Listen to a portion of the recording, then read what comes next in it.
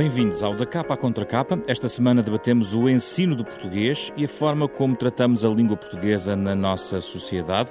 Os nossos convidados são Maria do Carmo Vieira, autora de um dos livros com maior sucesso da coleção de ensaios da Fundação Francisco Manuel dos Santos, o ensino do português, de resto o número 1 dessa coleção, e Adelino Calado, diretor do agrupamento de escolas de Carcavelos, onde tem implementado medidas inovadoras como acabar com os trabalhos de casa, os exames ou os toques de entrada. Com ambos vamos fazer uma conversa sobre o ensino do português, também sobre o português, a língua portuguesa na nossa sociedade, nos próximos 30 minutos.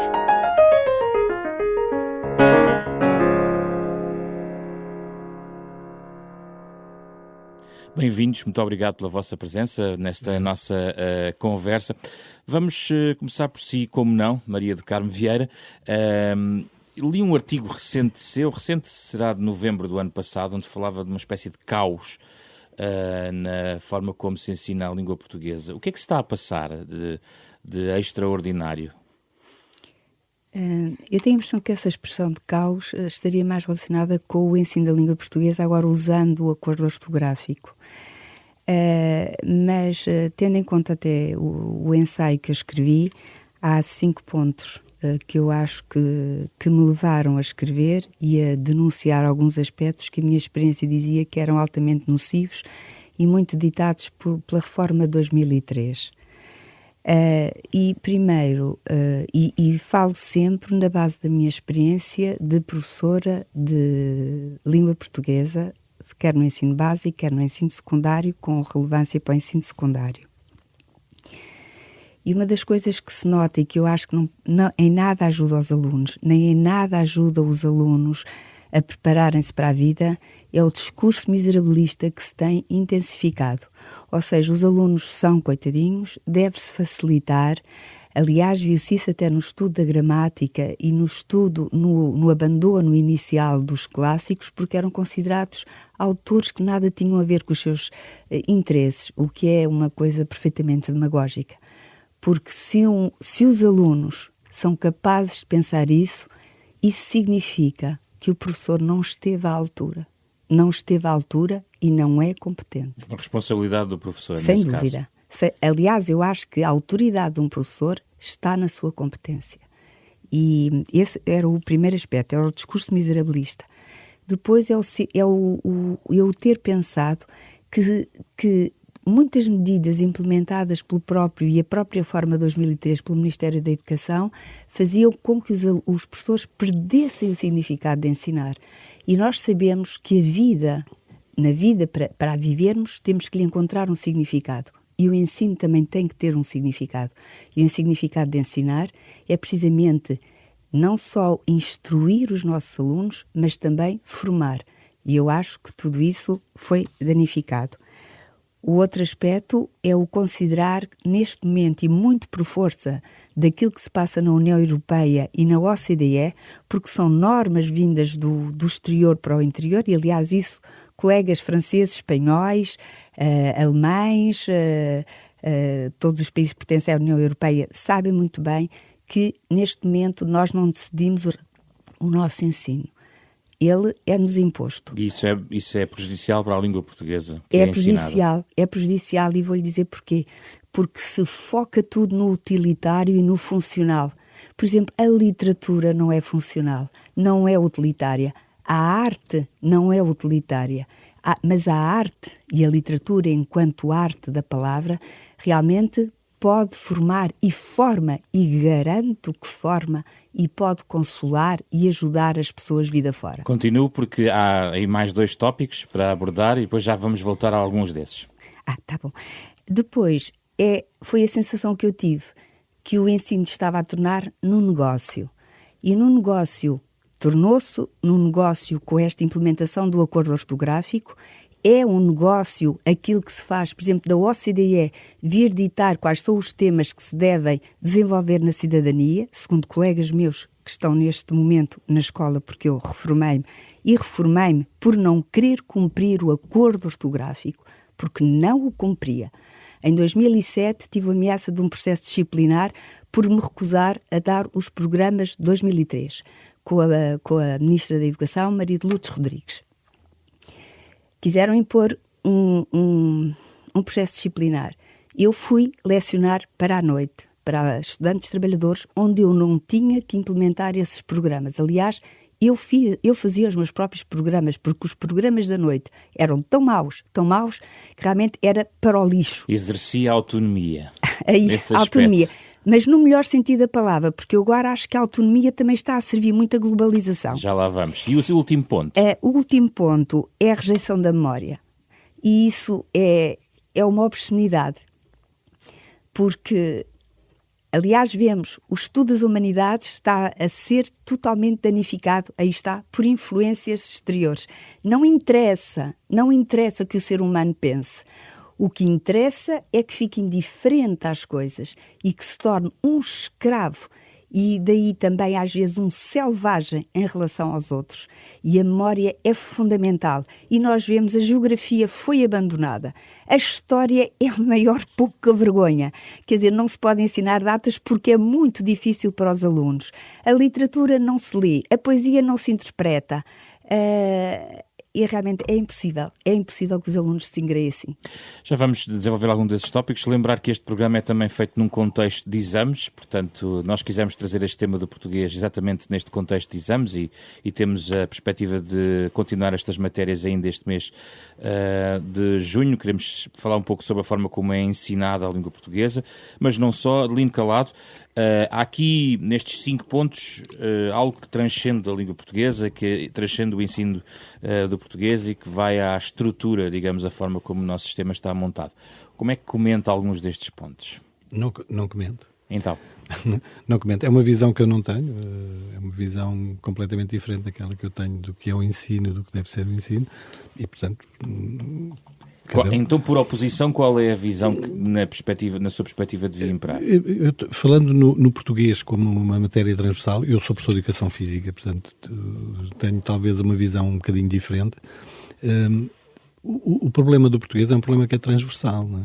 E neste momento aquilo que se passa é a dificuldade que existe, e isso é sensível em todos os exames, a maior dificuldade que nós temos e que verificamos nos nossos alunos é a dificuldade de leitura e interpretação daquilo que são as perguntas que são lançadas em cada um dos exames em todos os níveis. Independentemente de se trabalhar, e eu não queria entrar na área do português, mas independentemente de se trabalhar muita literatura ou pouca literatura, de facto aquilo que acontece neste momento é uma falta de conhecimentos básicos no que diz respeito à leitura e interpretação. E em relação a esta intromissão na alegação de Maria do Carmo Vieira em relação à União Europeia e ao OCDE em relação aos programas, isso faz sentido, a sua opinião? Ou não o sente noutras áreas? Não sinto, por uma razão simples. Os programas não são alterados, na sua grande maioria, há mais de 20 anos. Portanto, não há nenhuma intervenção no próprio programa em si que tenha sido feita pela União Europeia ou por alguém nos tempos mais próximos. Os programas continuam a ser os mesmos que eram há 20 anos. Poucas são as alterações, algumas até mais de 20 anos. Portanto, há com certeza alguma metodologia, alguma estratégia que é utilizada pelas pessoas que pode ter alguma ideia ou alguma orientação relativamente àquilo que são as orientações da OCDE, mas não, na prática, os programas continuam a ser os mesmos. E em relação à questão da forma como os alunos são vistos, já falou-se aqui em miserabilismo e de maneira como olhamos de maneira digamos, noutros textos está escrito infantilizante, digamos, a forma como são vistos os alunos. Eu não gostava de comentar essa questão. Maria do Carmo Vieira, vamos desenvolver alguns destes tópicos, mas quero fazer umas notas, não é? Queria. Eu acho que isto é mesmo o desconhecimento do que se passa e por isso mesmo é que eu vinquei aqui, que a minha experiência é ditada por perto de 40 anos e com alunos que vivem e que podem ser testemunhas do meu ensino. Aliás, o Henrique Leitão, que foi Prémio Pessoa, num artigo no Jornal de Letras, e sinto-me orgulhosa, realmente falou do meu ensino e daquilo que ele projetou nele e nos colegas. Por isso, eu também estive numa escola, na Marquês de Pombal, em que a grande parte dos alunos vinham de meios sociais muito frágeis, e a minha aposta era precisamente isso. Se os meus alunos não têm em casa espaço para a cultura, sou eu que tenho de fomentar isso. E por isso mesmo, quando me disseram, Maria do Carmo, és muito ingênuo se pensas que vais lecionar Fernando Pessoa. Eu disse, pois vou. Para os meus alunos de português que seguiam a carreira de português, ou para professores de português mais tarde, eu poderia avançar e desenvolver mais os assuntos. Mas garanto, e o próprio escritor António Alçada Batista, num programa, falecido já, mas num programa em que ele foi falar com os meus alunos, quando nós criámos a Associação Pessoana dos Amigos do Martinho da Arcada, e ele disse, eu fiquei abismado quando vi marinheiros, trabalhadores da construção civil, técnicos de secretaria, falar em Fernando Pessoa, falar nos heterónimos e caracterizá-los e dar exemplos de poemas que tinham memorizado. Mas na sua perspectiva, por exemplo, a introdução a sua tese, ideia também é que a literatura não vive deslocada do seu contexto, naturalmente, existe um contexto. Quando falou em arte, existem cruzamentos entre várias disciplinas, o que não coloca isto uma questão apenas e só na aprendizagem da língua portuguesa. É isso? Precisamente por isso mesmo é que eu fui tão crítica neste meu livro, em relação, por exemplo, ao atual secretário de Estado, o Dr. João Costa, que, para além de estar ligado à pavorosa terminologia linguística, que agora tem o nome pomposo dicionário linguístico, mas que todos os professores, que é uma aberração em relação ao estudo da gramática, e que até os professores que ensinam latim não a podem usar porque, quer dizer, não se apropria, ele veio dizer que era desnecessário contextualizar os autores.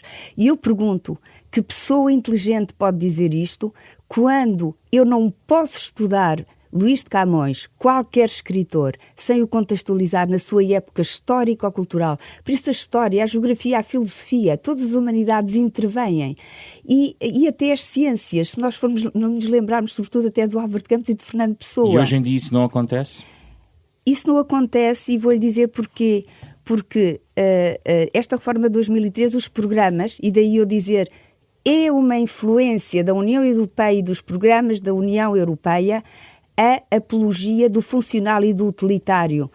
É uma imposição desta sociedade global que quer escravizar os homens, que o quer anular enquanto seres humanos, que eles não estejam ligados às artes, que eles não pensem. E a arte e a literatura faz pensar. Adelino Calado, um professor de português na sua escola, que autonomia tem em relação à forma como ensina português? A autonomia de todos os professores dentro daquilo que é a sua disciplina tem a autonomia que entenda do ponto de vista estratégico e metodológico. No entanto, a questão tem mais a ver com a forma como encaramos o ensino e a aprendizagem. E nós encaramos o ensino e a aprendizagem de uma forma mais transdisciplinar. Ou seja, é importante que o português não pense só como o português, mas o português pense como uma disciplina que é transversal a todas as outras e, portanto, terá que trabalhar em conjunto e em parceria com as outras disciplinas. Então faz sentido esta ideia de uma ligação a outras disciplinas, como a geografia e a história? Claro que faz. Claro que faz. Não faz tanto sentido quando assenta única e exclusivamente naquilo que é a literatura. Porque se calhar há outros... Mas a literatura tem que ensinar literatura. Tem, mas a literatura... Ensina-se língua portuguesa. Sim, mas a literatura é uma coisa muito importante, se calhar, para as humanidades no secundário. Se calhar é muito importante aí. Se calhar não é tão importante no ensino básico. Se calhar é mais importante no ensino básico outras competências.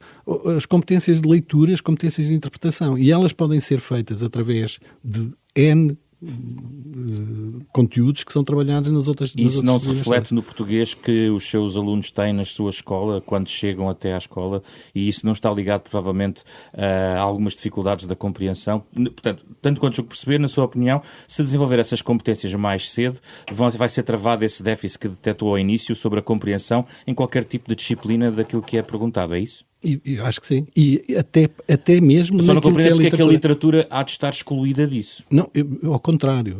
A questão não é ser excluída. A questão é porque é que a literatura tem que estar como base. Essa é que é a pergunta. Porque é o foco da língua portuguesa também. Sim, mas o foco da língua portuguesa não é só, ou melhor, não é só a língua que é o foco. Há outras coisas que são foco, não é? Porque se eu apostar e se eu disser que é na matemática, ou que é na educação física, ou que é a história, ou que é, aí é que é o foco, se calhar estou a ser muito parcelar relativamente àquilo que é a educação básica que os alunos devem ter. Do meu ponto de vista, estou perfeitamente de acordo com aquilo que a professora diz e acho que o secundário, e a nível das línguas e humanidades, deve ser feito, deve ser eventualmente até uma alteração relativamente àquilo que está. Deixa-me trazer ao programa o professor Rui Afonso Mateus, mestre em Literatura Portuguesa pela Faculdade de Letras da Universidade de Coimbra, que exatamente estudou esta adaptação de clássicos também para crianças e jovens, e também é o autor de um outro estudo exatamente sobre esta matéria, a literatura e o ensino do português, editado pela Fundação Francisco Manuel dos Santos, em coautoria com José Cardoso Bernardes. É um estudo de outubro de 2013. Professor Rui Mateus, estamos aqui a debater a questão da introdução ou não da literatura nas fases iniciais, digamos, da construção do ensino da língua portuguesa. Na sua opinião, faz sentido, e qual é o benefício, por exemplo, da introdução da literatura portuguesa e, digamos, destas obras logo desde o início, desde a mais tenra idade? Muito boa tarde, muito obrigado também pelo convite que me fizeram para participar neste debate e dar aqui a minha contribuição.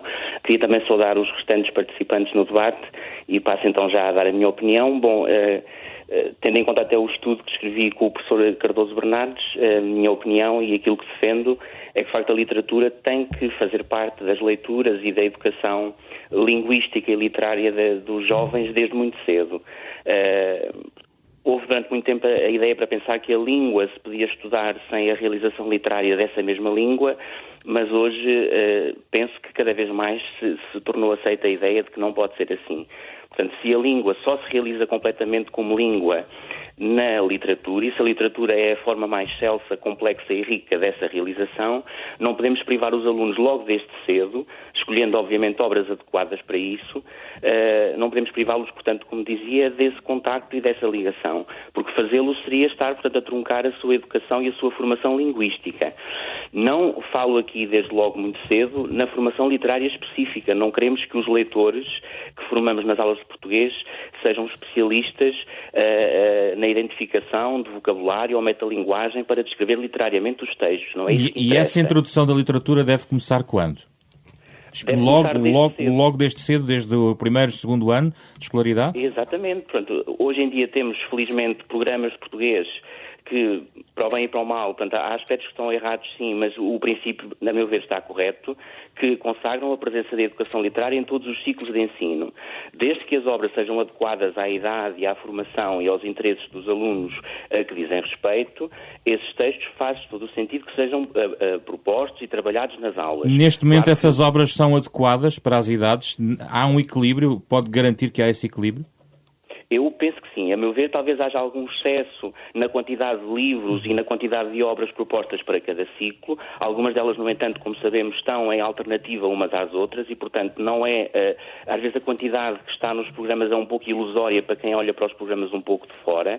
E, portanto, essas leituras, se forem apresentadas de forma equilibrada, estão, a meu ver, bastante adequadas. Claro que podemos sempre discutir a presença de uma obra ou de outra e acho que por mais soluções que encontrássemos, haveria sempre quem estivesse a favor ou contra a lista e o cânon que existe para cada ano ou para cada ciclo. No entanto, parece-me correto o princípio de que temos de expor as crianças à fruição e ao estudo, este estudo com muitas aspas talvez vão sendo perdidas à medida que os anos de escolaridade vão avançando, portanto, à fruição e ao estudo do texto literário, porque sem o conhecimento do texto literário não podemos conhecer a língua que estamos a estudar.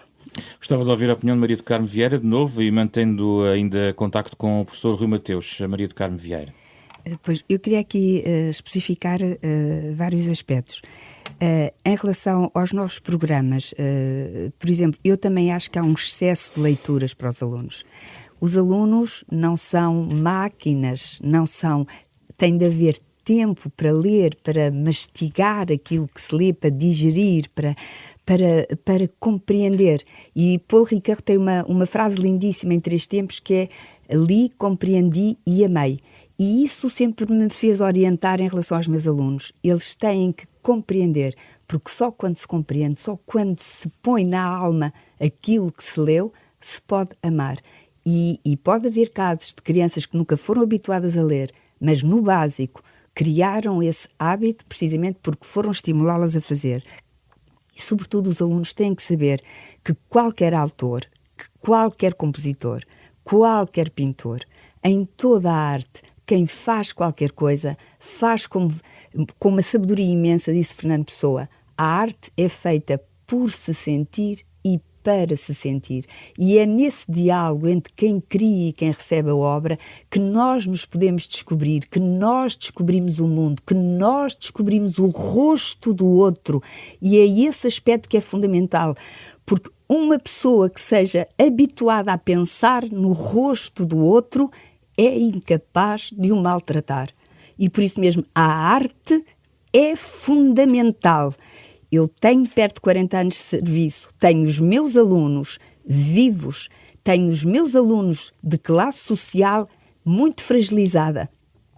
E a minha grande alegria é saber que há muitos que, apesar de estarem em trabalhos que não são bem pagos, mas não se calam e, sobretudo, têm ainda autores de que se socorrem para qualquer consolo. Rui Mateus, regressa a si para falar da questão que também está em pano de fundo e que preocupa provavelmente bastante pais que possam estar a ouvir. Tem a ver com esta distorção de conhecimentos entre gerações em relação à forma como se escreve português, tendo em conta que existe um acordo ortográfico que está a ser progressivamente implementado e bastante implementado hoje em dia. Essa nova terminologia, essa nova forma de escrever algumas palavras que está a ser implementada para as gerações mais novas, que por vezes colide com a forma ou colide muitas vezes com a geração dos pais. Este andar para a frente e para trás do acordo ortográfico, na sua opinião, prejudica o ensino do português hoje em dia ou neste momento está circunscrito a um debate público que não entra nas escolas? Pronunciar-me já em relação a esta questão, queria só fazer aqui um pequeno apontamento em relação ao que a professora Maria do Carmo Vieira acabou de dizer e concordo, situando o seguinte, que de facto não é possível pensarmos o estudo do português com a literatura, esquecendo que a literatura é sobretudo uma forma de arte, portanto, muitas vezes isso é esquecido, portanto, a literatura muitas vezes é utilizada, é até manipulada e convertida em material de estudo na sala de aula, esquecendo-se que muitas vezes temos entre mãos um objeto artístico e, portanto, essa dignidade artística do texto literário tem que ser respeitada e isso até nos faz até um pouco pensar, de facto, na exaustividade destas listas, não é? Portanto, se o texto tem que ser trabalhado como deve e respeitando a sua natureza artística, talvez, de facto, listas excessivas não sejam a melhor maneira de o trabalhar. Mas isso é um assunto que depois pode ser visto mais tarde. O princípio, a meu ver, é o correto. Em relação ao acordo ortográfico, de facto, a polémica está instalada. Já é tarde para estarmos a discutir se estamos ou não de acordo com esse acordo. Eu, por exemplo, tenho um filho de 13 anos, vai para o 8º ano no próximo ano letivo, já fez toda a escolaridade com este acordo ortográfico e seria muito complicado, imagino eu, nesta fase do processo da educação de toda esta geração jovem que já fez a sua escolaridade com o novo acordo, estar agora a retroceder o processo. De facto, há aspectos muito discutíveis deste acordo ortográfico, no entanto, quem estuda a língua e quem estuda a linguística sabe que a mudança linguística faz parte do processo de vida da própria língua e que essas mudanças têm portanto, que ser aceitas e incorporadas no processo do seu uso cotidiano por todos nós. Agora, se pensarmos na maneira como o processo foi conduzido e implementado na escola, de facto percebe-se que houve falhas, algumas delas institucionais muito graves, e que a dimensão política do processo, de facto, acabou por o prejudicar. A escola tem sido alvo de mudanças muito súbitas e impensadas no que toca à política de língua, e falaria não só do acordo ortográfico, mas também de outro aspecto que é muito caro ao pensamento da professora Maria do Carmo Vieira, que foi a questão da terminologia linguística, que invadiu as salas de aula portuguesas de forma muito irrefletida e que trouxe consequências gravíssimas ao conhecimento da língua enquanto gramática e enquanto descrição dessa mesma língua. E, de facto, penso que, neste momento, ao ponto em que chegou a situação, agora voltando só ao caso do acordo ortográfico, penso que devemos pensar se não será neste momento mais gravoso arrepiar caminho do que tentar remediar de alguma maneira o que já está feito e fazer com que haja de facto alguma pacificação no assunto, até para que este conflito que mencionou entre as gerações, muitas vezes entre pais e filhos no uso da língua, possa vir a ser minorado com as reedições dos livros, com uma divulgação mais cuidada do processo, porque penso que tantos anos passados sobre a escolarização do acordo ortográfico, seria agora muito complicado, a meu ver, reverter o processo. Muito obrigado, professor Rui Afonso Mateus, pela sua disponibilidade neste da capa à contra capa. Professor Adelino Calado, é uma questão que para as escolas é completamente arrumada. Na sua perspectiva deve ficar arrumada exatamente por este argumento também de que seria totalmente gravoso também, de alguma maneira, tudo andar para trás, de alguma maneira? Todas as alterações são complicadas e, portanto, qualquer que seja a alteração que se faça em determinado momento, ela é gravosa. A introdução da nova terminologia, não só da nova terminologia na gramática, como do acordo ortográfico, trouxe alguns problemas muito complicados e bastante graves de resolver. Neste momento, na maioria dos casos, está pacífica dentro da escola, no entanto, traz problemas muito graves no dia-a-dia de cada um dos alunos, em casa e na escola. Como é que avalia, qual é a sua medida de avaliação em relação ao sucesso da forma como nós ensinamos língua portuguesa aos nossos alunos em Portugal? Qual é a medida? Sim.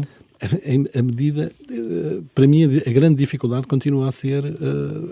independentemente daquilo que seja a orientação e a filosofia que os professores portugueses e da maneira como o português é ensinado, na prática, o português reflete-se em todas as outras disciplinas e na avaliação de todas as outras disciplinas. E cada vez sentimos mais, ao longo destes anos, e eu tenho 48 anos de serviço e, portanto, acompanhei também bastante tempo aquilo que é a evolução e as dificuldades que os alunos vão sentindo, mas continua-se a verificar que o grande problema é leitura e interpretação, independentemente de todo o trabalho que tenha sido feito pelos professores de português desde a base.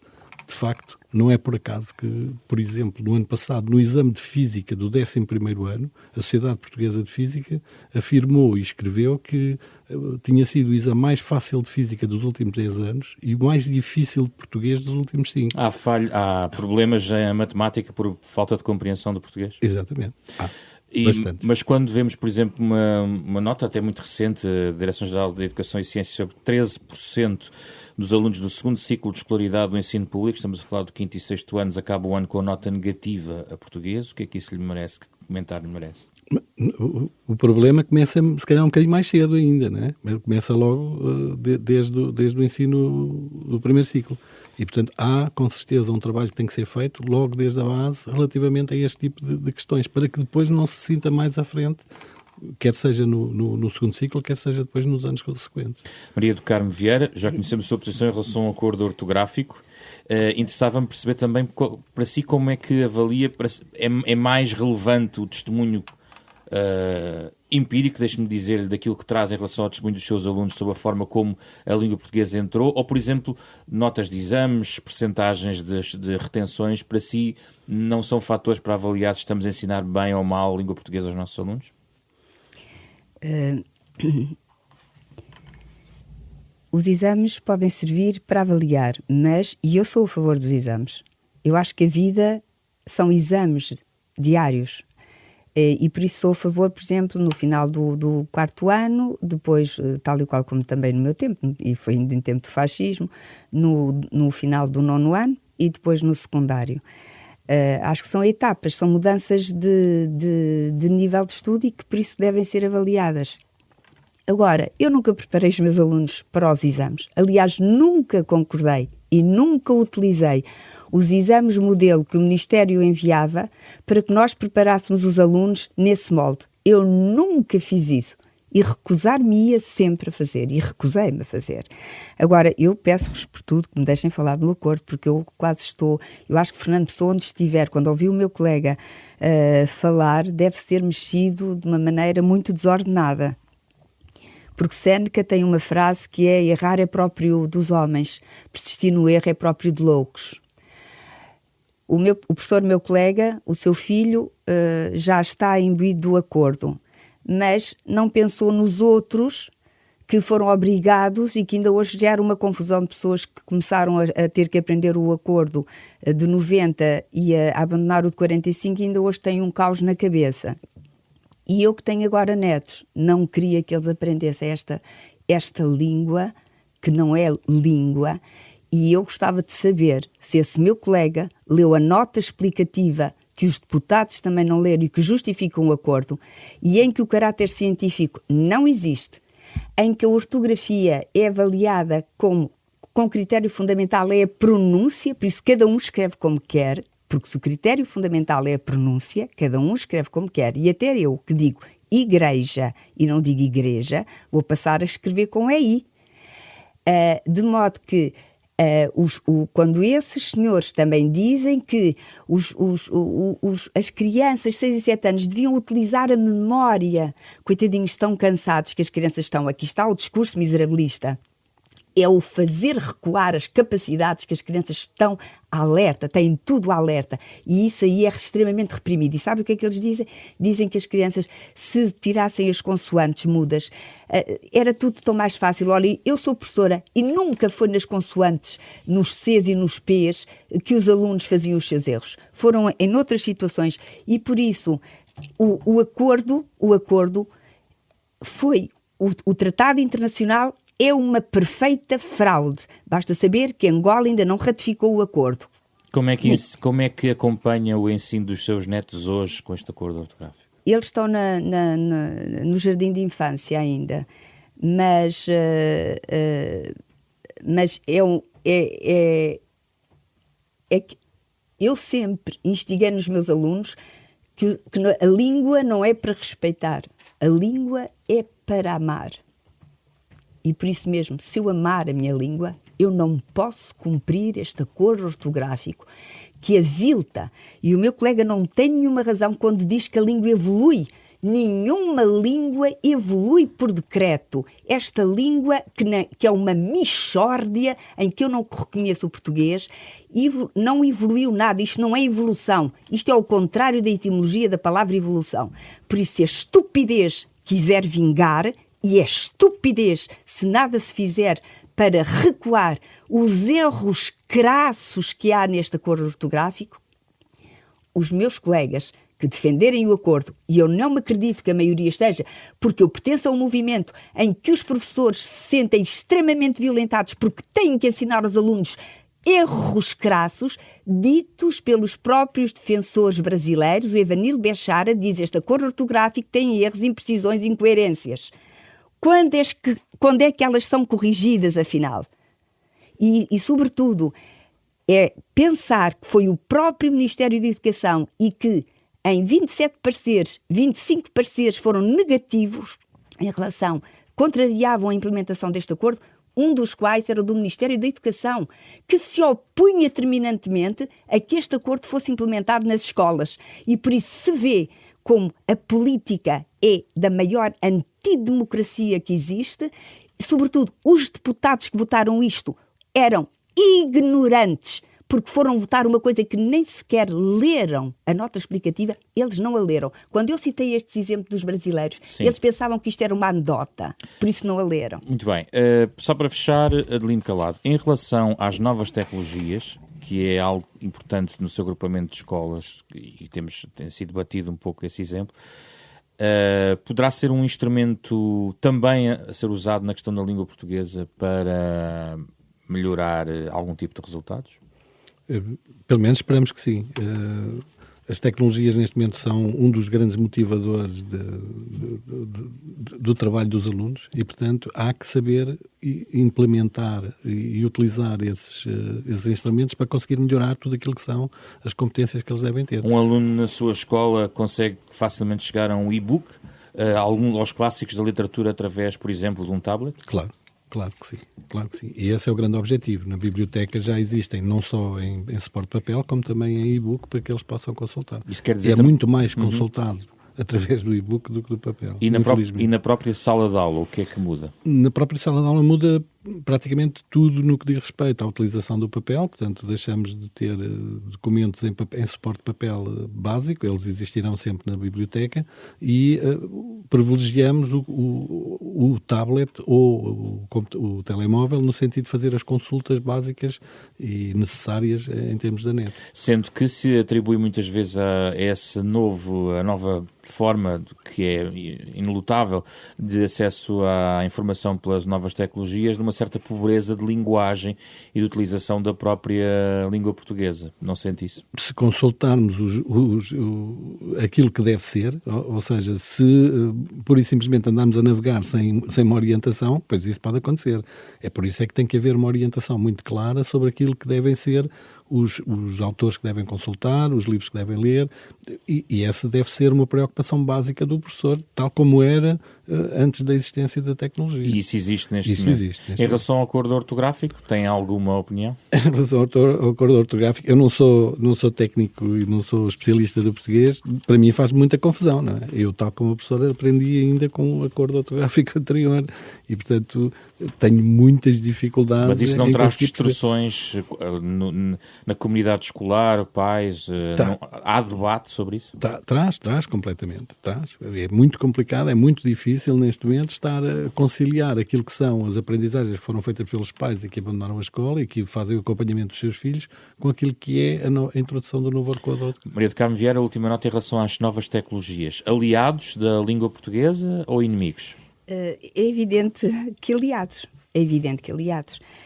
Porque nós sabemos que é um bem e por isso mesmo utilizamos tudo aquilo que possa ser um bem.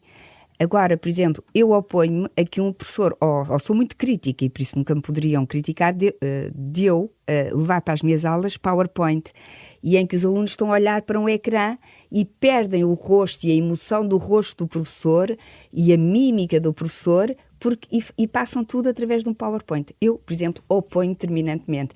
E quando estive ultimamente na escola, antes de me reformar, precisamente, se eu fosse avaliada, um dos aspectos negativos era porque eu não usava o PowerPoint. Ora, os meus alunos gostavam muitíssimo mais das aulas assim e queixavam-se das aulas dos outros professores, que era um marasmo, precisamente porque estavam a olhar para o ecrã todo o tempo sem poder passivamente olhar.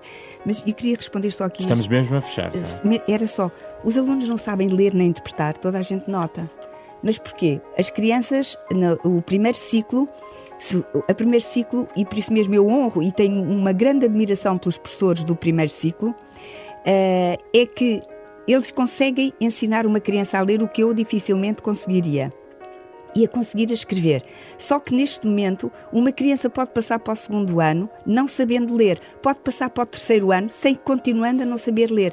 Por isso realmente quando chega ao quinto ou sexto, as crianças são vítimas da negligência e da incúria do Ministério da Educação, que teima, aí está o exemplo do discurso miserabilista.